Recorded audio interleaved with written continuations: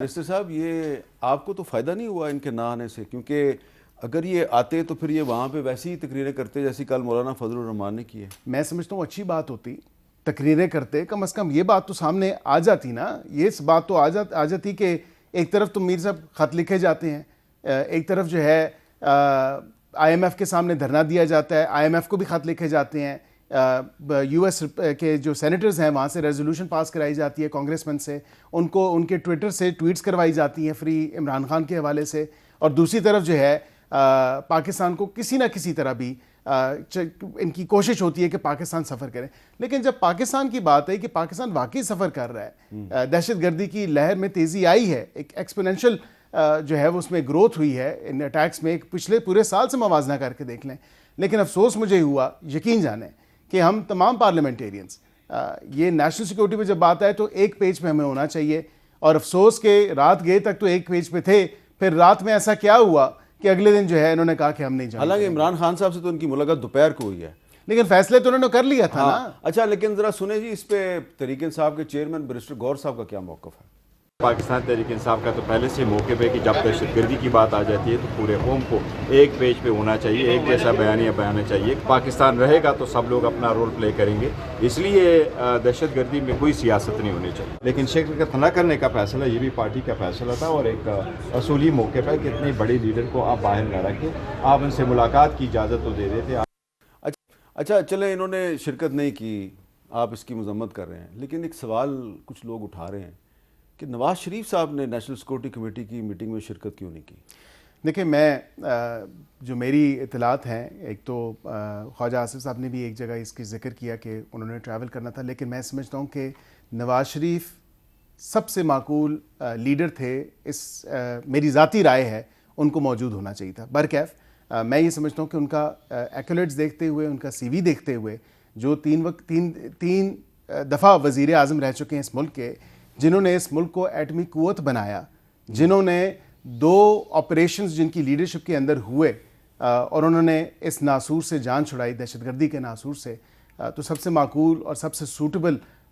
جو شخص تھا وہ تو نواز شریف ہی ہے۔ لیکن ایٹ دا سیم ٹائم ان کی پارٹی نے ان کی نمائندگی کی، ان کی گائیڈنس کے اندر مریم نواز صاحبہ بطور سی ایم، اور میاں محمد شہباز شریف صاحب بطور سی ایم وہ موجود تھے، ان کی پارٹی تھے نا۔ تو میں سمجھتا ہوں کہ بطور سی ایم تو موجود تھے، لیکن جو نیشنل اسمبلی کے یا سینیٹرز جو تھے یا نیشنل اسمبلی کے ممبران تھے، ان کا موجود ہونا یا وہاں پہ پائے جانا بھی ضروری اچھا، تھا۔ عمیر نیازی صاحب یہ بتائیں نا کہ چلے اگر آپ کی پارٹی نے فیصلہ کیا ہے کہ جی ہم نے نہیں جانا نیشنل سیکورٹی کمیٹی کی میٹنگ میں، تو علی امین گنڈا پور صاحب کا وہاں بیٹھنا ضروری تھا؟ دیکھیں، علی امین کا کیونکہ صوبے کا ڈائریکٹ اس وقت نیکسز موجود ہے۔ دیکھیں، دہشت گردی کے آپریشن کی بات کن علاقوں کی ہو رہی ہے؟ بلوچستان کا تو جعفر ایکسپریس کی وجہ سے ہائی لائٹ ہو گیا نا، مگر کرک، ان ایریاز، وزیرستان جو پرابلمز چل رہی ہیں، اور بار بار علی امین باور کرانے کی کوشش کیا کر رہا ہے کہ آپ صوبائی گورنمنٹ کو امپاور کریں، ہم آپریشن کر سکتے ہیں، ہم اس کی کیپیسٹی بھی رکھتے ہیں۔ اور آپ نے 3 دن پہلے دیکھا انہوں نے کرک میں ایک بڑا لارج سکیل آپریشن کیا، 500 سے زائد ٹیررسٹ، ان کی ہائیڈ آؤٹس کو ختم کیا، سارا آپریشن کیا۔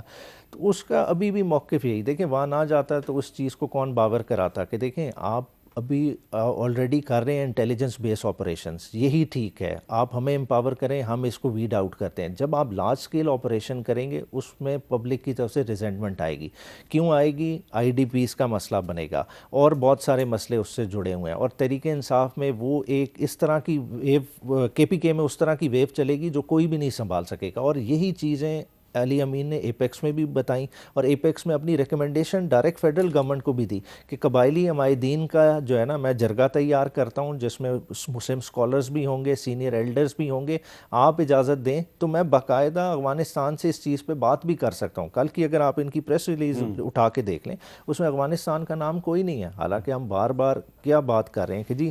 وہاں سے یہ چیز ارائز ہو رہی ہے، دہشت گردی کی لہر وہاں سے آئی ہے، اور ساتھ ہی ساتھ ان کی فنڈنگ کون کر رہا ہے؟ انڈیا۔ اس کے بارے میں سارے خاموش ہیں، کیوں نہیں بولتے کہ وہ کر رہا ہے، کلائنٹ وہ ہے، کلا دہشت گردی ہو رہا ہے۔ میں تو فورن آفس نے بھی نام لیا اس کا، نہیں مگر اس میں آپ کی پریس ریلیز میں تو نہیں آیا جو کل کا اعلانیہ ہے کمیٹی کا۔ چیزیں آپ پریس ریلیز میں تو نہیں ڈال سکتے نا، ہم پن پوائنٹ کریں کن ممالک کو، ہمیں تو پتہ ہے کہ کہاں سے کون فائنانس کر رہا ہے، اور کس کی سرزمین استعمال ہو رہی ہے اور کس کا اسلحہ پیچھے جو چھوڑا ہوا ہے وہ استعمال ہو رہا ہے. اب یہاں پہ آپ نے علی امین صاحب کی بات کی تو یہ بھی